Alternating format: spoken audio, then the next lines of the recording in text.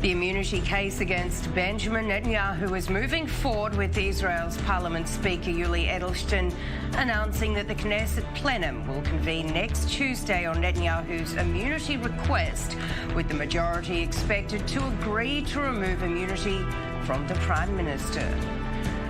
Violent protests continue in Lebanon, with more than 300 people injured as groups of demonstrators throw rocks and Molotov cocktails at police, who are responding with tear gas and rubber bullets as anger grows, with leaders failing to form a new government.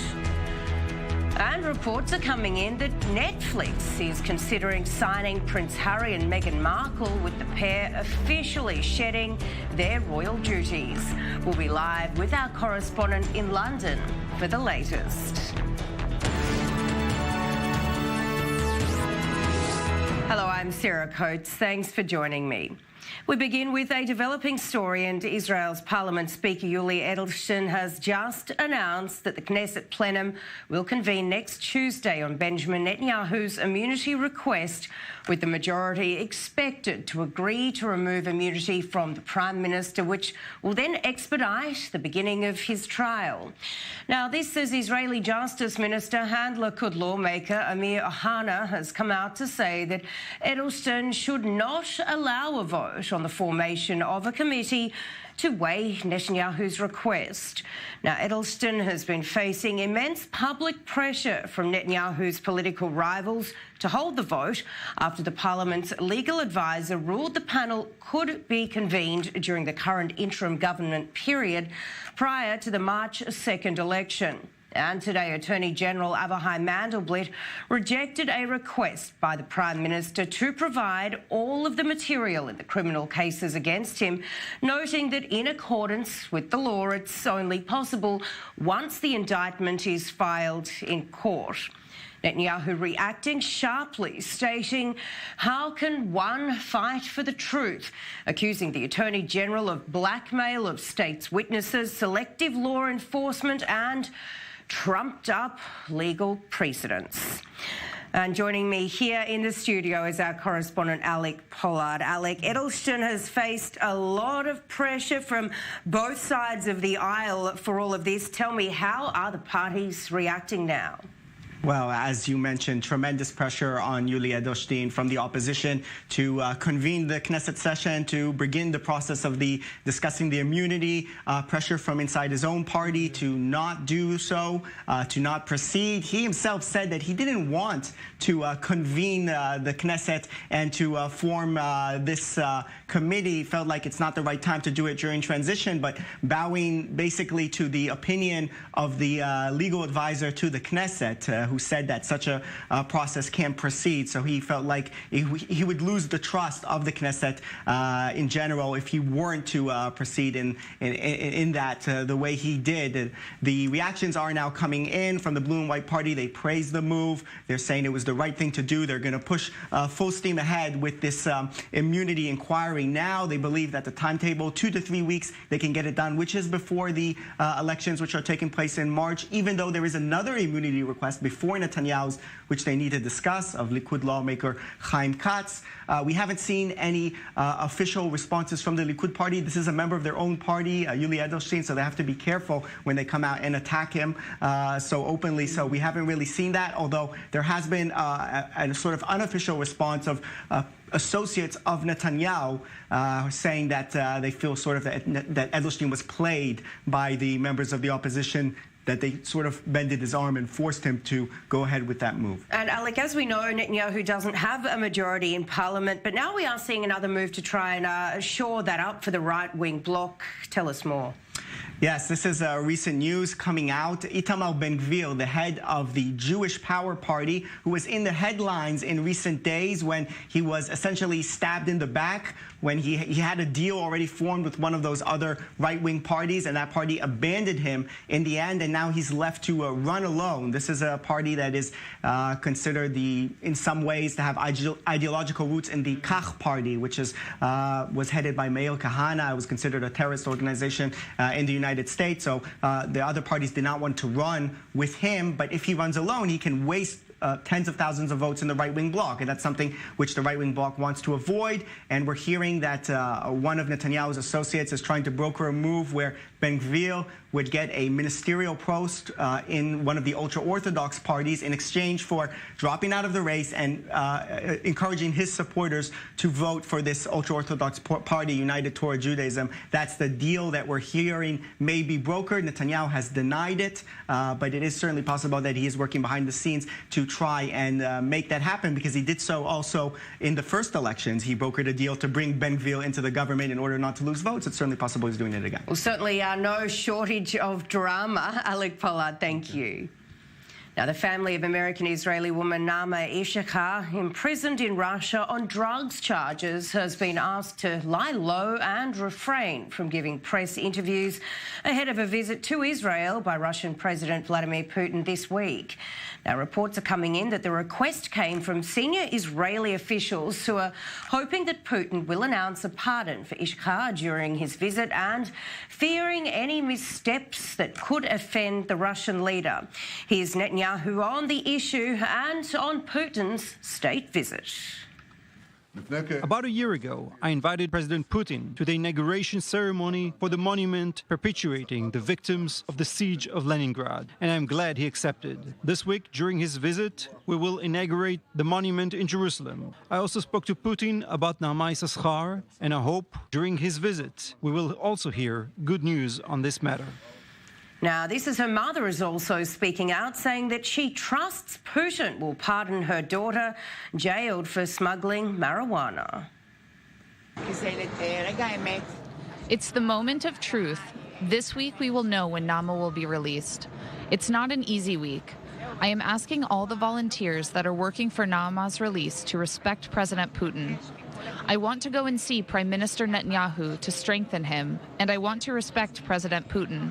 And I believe that he will pardon her and let her come back home at the earliest time possible. Let's take you now to Beirut, and we are seeing live images coming in right now, dramatic images there, as authorities use water cannons, it appears, on protesters as demonstrations there intensify, with more than 300 people wounded, making it the highest number of injuries yet from 3 months of anti-government demonstrations. Thick white smoke and fires have been seen covering the downtown area near Parliament as groups are throwing stones and fireworks at police, responding, as we can see, with water cannons, tear gas and what looks like even ammunition. Now, the protesters are blaming politicians for widespread corruption and mismanagement in the country, with no progress appearing to have been made toward finalising the government's cabinet. Turkish President Recep Tayyip Erdogan says that he hopes this week's International Peace Conference on Libya will be an important step to cement a fragile ceasefire. Germany and the United Nations are hoping to persuade Russia, Turkey, the United Arab Emirates and even Egypt to push their opposing camps to agree on a lasting truce. Eastern Libyan commander Khalifa Haftar, who walked out on a Russian-Turkish summit last week, started a campaign to take Tripoli last April. Here's more from Erdogan. Accepting the ceasefire and a return to the political process must be ensured at the Berlin summit in order for peace and stability to be established in Libya. In addition, in order for other phases of the political process and solution to be implemented, it's necessary for Haftar to put an end to his aggressive attitude. And we're going out for a short commercial break, but when we come back, we will take you live to London with Prince Harry and Meghan Markle officially quitting royal duties. Our correspondent is standing by for the very latest. All of that and plenty more when we come back. Stay with us.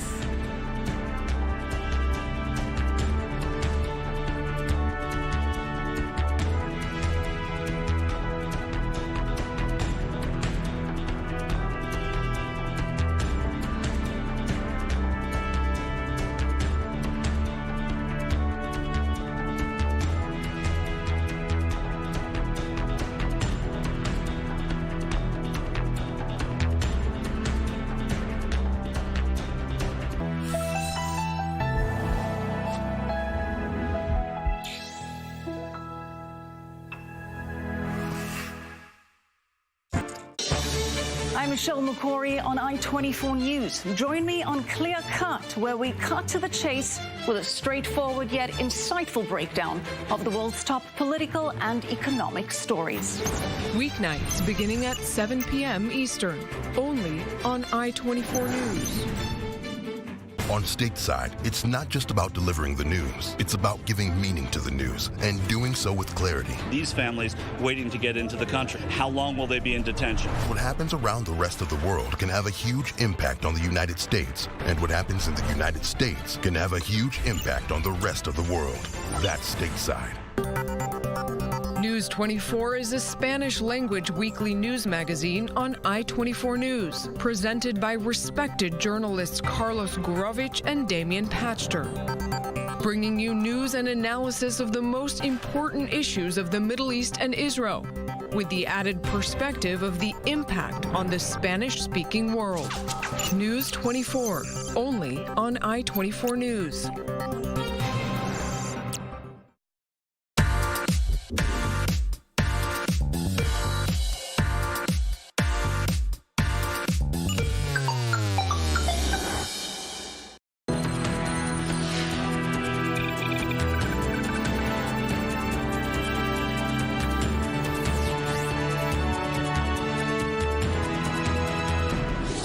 Welcome back. Reports are coming in that the Israel Defense Forces has struck a Hamas post on the Israel-Gaza border following incendiary balloons which were sent over from the Gaza Strip into Israeli territory earlier today.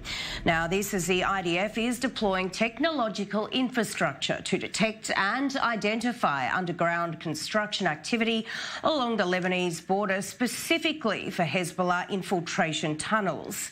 Approximately a year ago, during Operation Northern Shield, the IDF exposed and neutralised 6 extensive cross-border attack tunnels which had been excavated through the limestone by Hezbollah. But how big a threat is Hezbollah to Israel, and should Hezbollah chief Hassan Nasrallah be worried now that Qasem Soleimani is dead?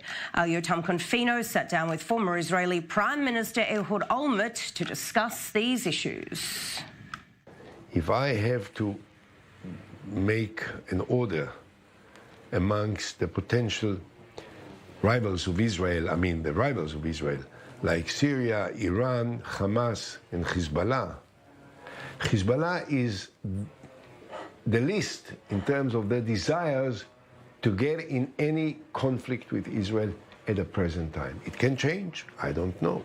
But if you ask me, at the present time, Hezbollah is the last because they suffer the most. Nasrallah is a legitimate target. Soleimani was a legitimate target. If you ask me, I think that Soleimani was much more important. Nasrallah is much less. But again, if I would say that he is not a legitimate target, he will feel perhaps more comfortable because he knows that I was looking for him for a long period of time. Now, one of the most controversial topics among Israeli society is the idea of a two-state solution as a way to resolve the long-running conflict with Palestinians. Our Middle East correspondent Adi Kopowitz met with members of Commanders for Israel Security, an organisation which tries to affect public opinion on the matter, relying on its members' experience in Israel's different security organisations. If I have to choose between the entire West Bank, that there is no question this is the Bible land, and to keep the Israeli state Jewish and a democratic country, I would prefer the other choice. Avi Mizrahi is a reserve general in the IDF. His last role was head of the Central Command, one of the highest ranks in the Israeli military dealing with the West Bank. Mizrahi is a member of Commanders for Israel Security, an organization which includes 300 former generals and brigadier generals who agree on one thing: Israel should resolve its conflict with the Palestinians with a two-state solution. We deal with a political issue, a highly charged political issue, but we are an apolitical organization, okay? We're not affiliated with any party, and we are extraordinarily careful not to take a partisan stance. The public debate regarding the two-state solution divides Israeli society into two parts. The left supports a separation from the West Bank, while many on the right argue that surrendering security control over the area will be hazardous. Supporting an Israeli withdrawal from the West Bank is highly contested in Israeli society, turning the organization into a target of criticism. Activists and politicians doubt the motivation of its members and argue against the use of their military ranks. We are not being driven by any theological beliefs, any moral beliefs whatsoever. We are strictly being driven and motivated by security consideration. If you annex 2.5 million Palestinians, eventually you'll have to give them all rights of a citizen. Otherwise, it's going to be an apartheid state. And this is certainly something that we want to avoid. We're standing right now in the Jewish settlement of Tzufim, right on the Green Line. 10 miles to the west of us is the Israeli coastline, with the big Israeli cities of Tel Aviv and Netanya. And this is the point that frightens Israelis most about separation from the West Bank. The idea of losing control over these areas, overlooking the Jewish population centers to the Palestinians. Despite describing themselves as apolitical, the organization is extremely active on the public sphere. We take a whole variety of measures that you would expect of any advocacy organization. So it's lobbying in the Knesset. We meet with members of the various parties, both those who tend to agree and those who tend not to agree with us. Even among the security men, nobody promises a future agreement won't be maneuvered against Israel, risking its security. Yet they are convinced it's a risk worth taking. Since the organization is aiming to affect the political system, the lack of a functioning government in Israel for almost a year now is limiting for it. But its members are waiting for calmer days in Israeli politics, hoping to accomplish a controversial, almost imaginary achievement, convincing Israeli public and politicians to reach an agreement with the Palestinians. Now, 10 years ago, senior Hamas military chief Mahmoud al-Mabhouk was found dead in his hotel room in Dubai. The investigation which followed pointed to a Hollywood-like murder plot and an international scandal, with all signs pointing to Israel. Mael Ben-Eliel and Guy Azriel have more. 10 years later, it has now become an open secret. Israel has to this day never confirmed or even invalidated its role in the assassination of Mahmoud al-Mabhouk, one of the senior chiefs of Hamas's military. Al-Mabhouk was found dead, aged 49, in his Dubai hotel room on January 20th, 2010. Mabhouk was responsible for setting up the smuggling of arms to Hamas from overseas.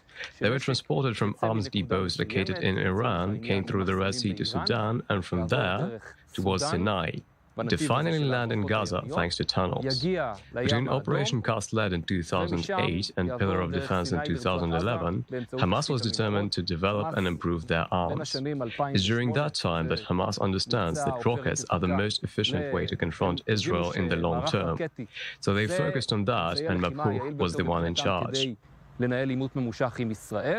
According to Dubai police, dozens of surveillance cameras allowed them to confirm that his assassination was disguised as death by natural causes. All that we know on this investigation is based on foreign sources. So according to the images from the surveillance cameras, al-Mabhouk arrived a day before his assassination to his hotel, the Rotana Bustan, a place in the city center where many businessmen stay. Meanwhile, according to these same foreign sources, Mossad agents arrived at the hotel and took a room right across from his. That's when they started preparing the assassination attempt. The total time of the assassination of one of the most senior chiefs of Hamas's military wing, not even 30 minutes. The squad in charge of the assassination was divided in 3 teams. One tasked with the direct assassination of Mabhouk, another undercover, and the third for surveillance. I'm convinced they knew there would be cameras and they would be filmed. It's for reasons like these that they're disguised. They knew that if they were caught on camera, at least the police wouldn't be able to identify them. But following 10 days of investigation, Dubai's chief of police, Tahi Khalfan, revealed the identity of the squad members at a press conference. 27 suspected travelers arrived in Dubai a few hours earlier from France, Switzerland, Germany, and Italy. At the airport, they presented their real fake passports. British, Irish, French, and Australian, robbing identities of real citizens with dual citizenship. They probably thought that they would leave without a trace and no one would look for answers. But from my point of view, a mistake was made. They used passports of people who immigrated to Israel, and so the cross-reference crystallized one country in particular, Israel. But when Mabrouch's body was discovered, the team is already far away. The agents had already touched down in Paris, Hong Kong, and Johannesburg. From an operational perspective, it was a successful mission, meaning that the agents located Mahbub, followed him, got into his room, and fulfilled their duty, and finally escaped Dubai without getting caught. But though already halfway across the world, the suspected agents were identified and their photos sent to Interpol and to the press. El Mabrouch's assassination is engraved in the minds of all, and with Dubai police pointing fingers at the Mossad and Israel, some even see it as a half-failure, even though the field agents were never caught. Let's now take you to London, where the fallout continues after the Duke and Duchess of Sussex, commonly known as Prince Harry and Meghan Markle, have decided to give up their royal duties and pay back public money after announcing last week that they wanted to step back from royal duties. Now, the decision has caused a huge divide in the United Kingdom, with many slamming the couple while others say they're doing the right thing. Let's bring in now our UK correspondent, Jonathan Sashadotti in London. Jonathan, thank you so much for joining me. This is really getting a lot of people really hot under the collar over there. Tell me, what is the very latest with Megxit, as many people are calling it? That's right. Well, certainly the comparisons with Brexit end there, because this has been carried out and undertaken in record-breaking time, only 10 days since the royal family swung into action to try and establish what the deal would be after Harry and Meghan said they wished to stand back from official royal duties. And the Queen issued a statement saying that following many months of conversations and more recent discussions, she's pleased that together they found a constructive and supportive way forward for her grandson and his family. She said, "Harry, Meghan and Archie will always be much-loved members of my family. I recognise the challenges they've experienced as a result of intense scrutiny over the last 2 years and support their wish for a more independent life." And she goes on to thank them for all their dedicated work across the country, the Commonwealth and beyond, and says she's particularly proud of how Meghan has quickly become one of the family. The deal itself, though, involves them not using their styles, his and her Royal Highness, though they will still have them, and going by the Duke and Duchess of Sussex, which are their official titles. They won't be carrying out any royal activities. They will have to repay over £2 million of taxpayers' money, which was spent on refurbishing their home in Windsor, which belongs to the Crown Estate, but was refurbished specially for them not that long ago. And indeed, they will be able to earn their own money, as they will no longer be earning money or getting money from the Crown and the taxpayer. So this is the beginnings of the new arrangement, but it's also been said that this will be reassessed within 1 year in order to make sure that it's being carried out in the right way. OK, so, Jonathan, what we know is that they're jetting off to Canada. Tell me, what can we expect them to do over there? We are hearing reports coming in that Netflix, the streaming service, is actually considering signing the pair.